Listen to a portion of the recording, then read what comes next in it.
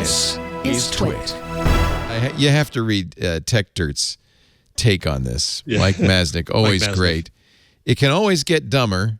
That's the department. Trump sues, claiming his own government violated the Constitution. It's a lawsuit in the state of Florida.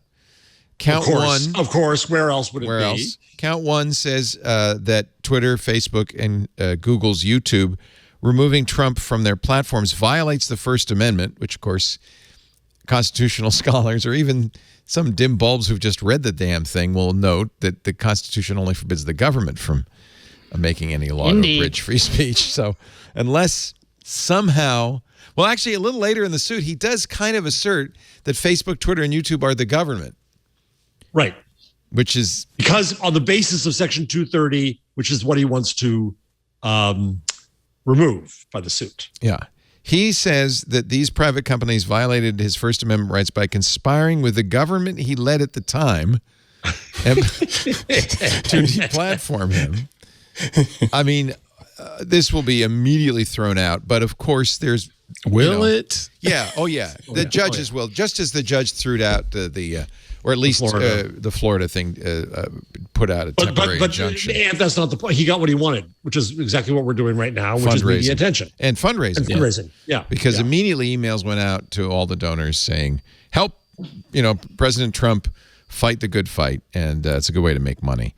The second claim says that it wants declaratory judgment that Section 230, our much revered Section 230 of the Communications Decency Act, is itself, no, it's not Communications Decency Act, it's Telecommunications. Well, this is the funny thing. In the suit, they call it the Community Decency Act when it is, in fact, the Community Decency Act. Jeff Kossoff and I traded this on Twitter, and I said, well, of course, I have argued for a long time. It is the community. Is community. Yeah. They claim that it's unconstitutional in censoring plaintiff and the class. Defendants relied upon and acted pursuant to Section 230 of the Communications Decency Act.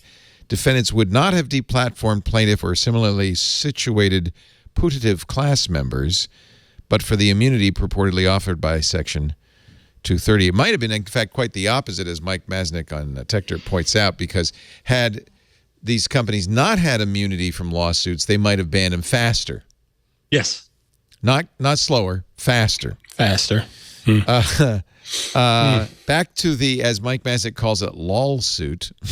God bless Mike. I love Mike. He's the greatest. Let's see. By the way, and this was the argument in favor of Florida's social media moderation law, and that, of course, was thrown out of court. Well, at least there was an injunction. Well, it was first laughed at in court, and then let's see. There's a ton of other garbage, writes Mac, mostly performative throat clearing. None of that really matters beyond the two laughably dumb claims. Mike writes, I did want to call out a few really, really stupid points, though. In the Twitter lawsuit, Trump's lawyers misleadingly cite the Knight First Amendment Institute's suit against Trump for blocking users. This is a suit they won because they said the president can't block users on Twitter if he's going to use his account to make official statements. In the pleadings, Trump's attorneys wrote, in Biden versus Knight, the Supreme Court discussed, wasn't the court, as Mike points out, it was Clarence Thomas, discussed the Second Circuit's decision holding that plaintiff's threads on Twitter from his personal account were, in fact, official presidential statements made in a public forum. Likewise, President Trump would discuss government activity in Twitter in his official capacity. So what's weird is in the Knight case, President Trump's argument was that his Twitter account was not his official account, was his personal account.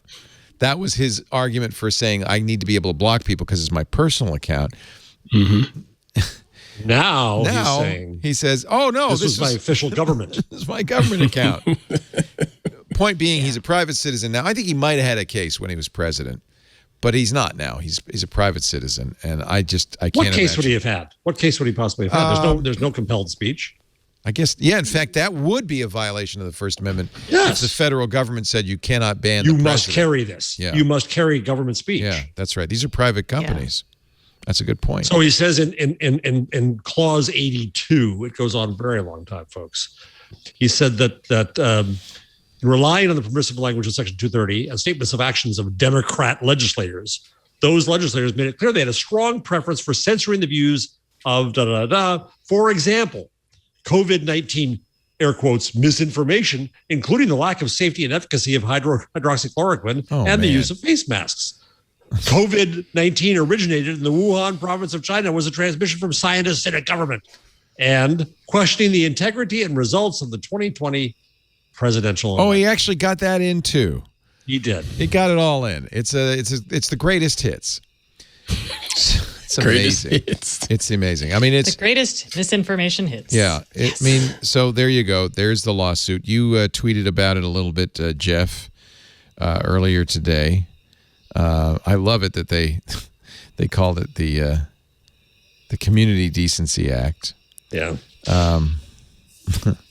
He said, paragraph 51, the comments generated by plaintiff's Facebook posts also give rise to important public discussion and debate about government policy.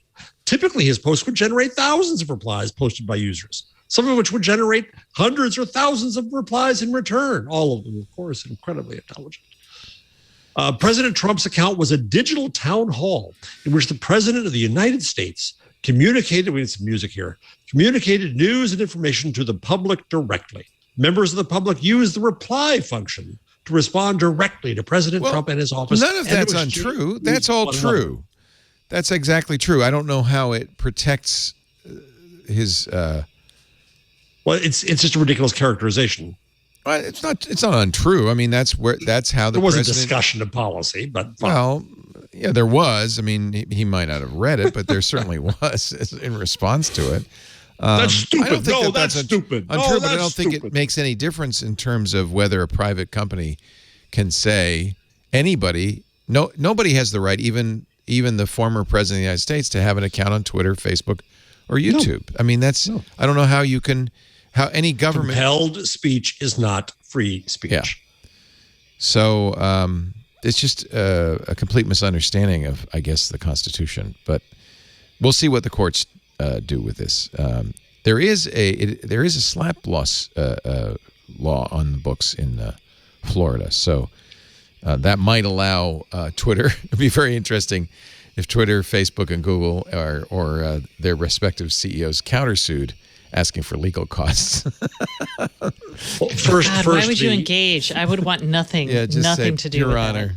Really? Yeah, first the corporate lawyers have to stop laughing on Zoom. Yeah. And then figure out what to do.